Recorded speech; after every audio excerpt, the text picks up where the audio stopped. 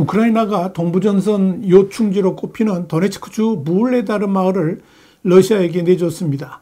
러시아 본토 쿠르스크를 우크라이나에 내준 후에 와신 상담하던 러시아가 최근에 병력과 공격용 장비들을 집중 투입하면서 지난 2월 이후 최대의 전과를 올린 것입니다.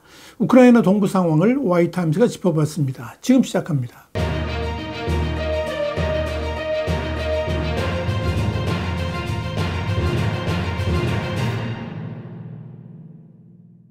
워싱턴 포스트는 현지 시간으로 2일 러시아의 향상된 전술과 우월한 화력으로 우크라이나 동부가 흔들리고 있다 그러면서 부울레다르 등 포크롭스크 남쪽의 여러 마을에서 2년 반 동안 정체되었던 전장이 러시아에게 유리한 방향으로 그 어느 때보다 더 많은 움직임을 보이고 있다, 이렇게 보도를 했습니다. 워싱턴 포스트는 부울레다르를 두고 벌인 전투에서 초반에는 우크라이나 군인들이 우세를 보이면서 러시아군의 두 군대를 전멸시켰지만 곧바로 러시아군이 추가로 대폭 증원되면서 대대적인 지원 사격까지 벌어졌고 열세에 놓인 제33기계화 여단 병사들이 철수할 수밖에 없었다라고 전했습니다. 우크라이나 현지 매체인 키우 인디펜던트도 동부전선을 방어하는 우크라이나군 코르티치아 전략작전그룹은 현지 시간으로 2일 러시아군의 포위를 피하기 위해서 부울레다르에서 철수하라는 명령을 받았다, 이렇게 밝혔습니다. 그동안에 러시아군은 이 도네츠크주 서부 구릉지대에 있는 부울레다르가 동부전선 장악을 하는 데 있어서 전략적으로 매우 중요하다고 보고 개전 이래 수차례 공격을 해왔습니다. 우크라이나군도 이 지역이 서쪽의 자포리자 방면, 북쪽의 포크롭스크 방면 간선도로가 교차하는 교통요지이기 때문에 병력을 지켜시키면서 집중 방어를 해왔습니다.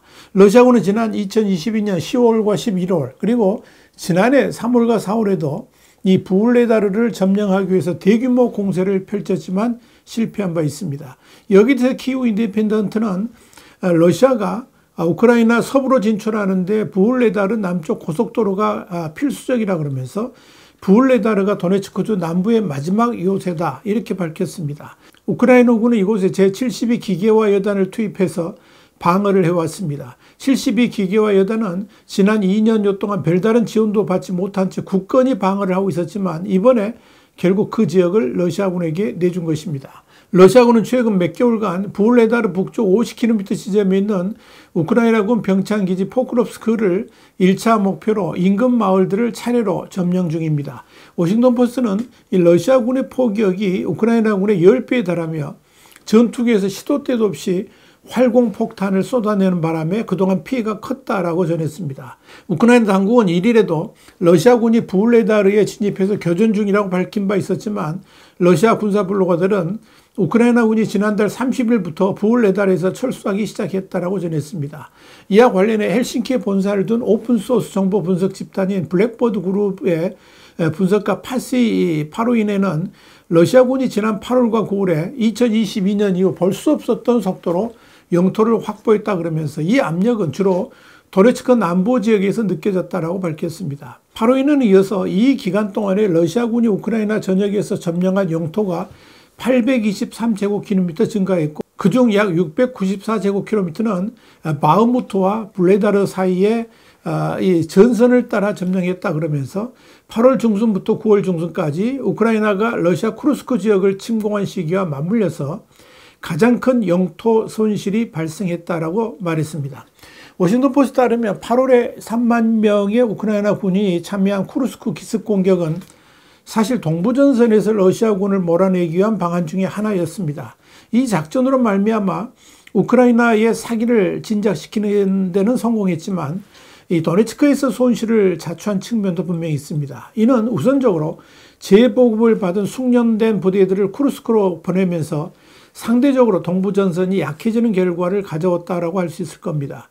여기에 대해서 외교정책연구소의 롬리 선임연구원은 쿠르스크 사태로 인해서 우크라이나의 병력이 부족해져 이미 키우의 주요 과제 중 하나인 인력 문제가 더욱 악화되었을 가능성이 있다 그러면서 그럼에도 우크라이나가 동원 속도를 계속 유지해 나간다면 상황이 개선될 수 있으며 더 많은 작전 계획이 있을 수 있다라고 밝혔습니다.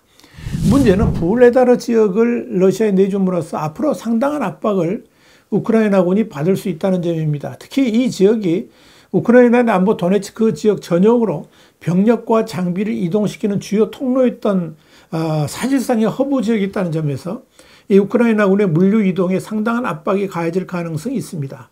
당장 이 지역을 우회해서 병력이나 물자를 이동시키려면 여러 지역에서 러시아군의 기습을 받을 우려가 커졌습니다.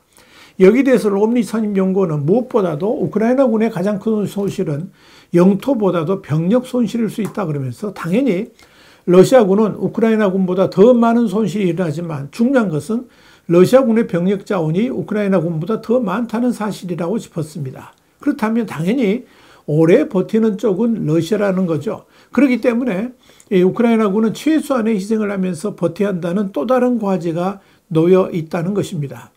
그런데 워싱턴 포스트는 지난해의 경우에 러시아군 훈련도 전혀 되어 있지 않았으며 전투에서도 인해 전술식으로 대규모로 퍼붓는 스타일이었지만 올해 들어서는 소규모의 분산된 전략에 병사들도 과거와는 달리 어느 정도 기본 훈련을 받은 수준으로 향상됐다 그러면서 전선의 특정 지역에서는 몇 달 전만 해도 러시아군이 10명에서 20명씩 무리를 지어 방어선을 습격했지만 지금은 4명 정도의 소규모 팀을 사용하고 있다고 전했습니다.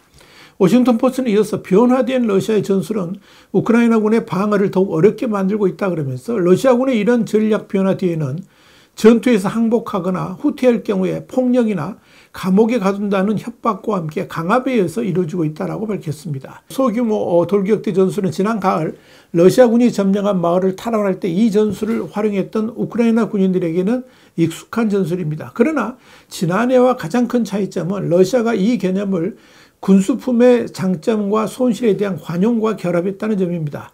새로운 통신 장비는 또 이 러시아 지휘관들이 공격을 더 잘 조직하고 드론 공격의 숙련도를 높이는 데 도움이 되었다라고 병사들은 말했습니다. 러시아군이 더 많은 영토를 점령함에 따라서 그 영향은 최전선에 파급되고 있고 민간인들은 러시아군의 무기 사정거리에 있는 마을에서 피난을 떠나고 있습니다.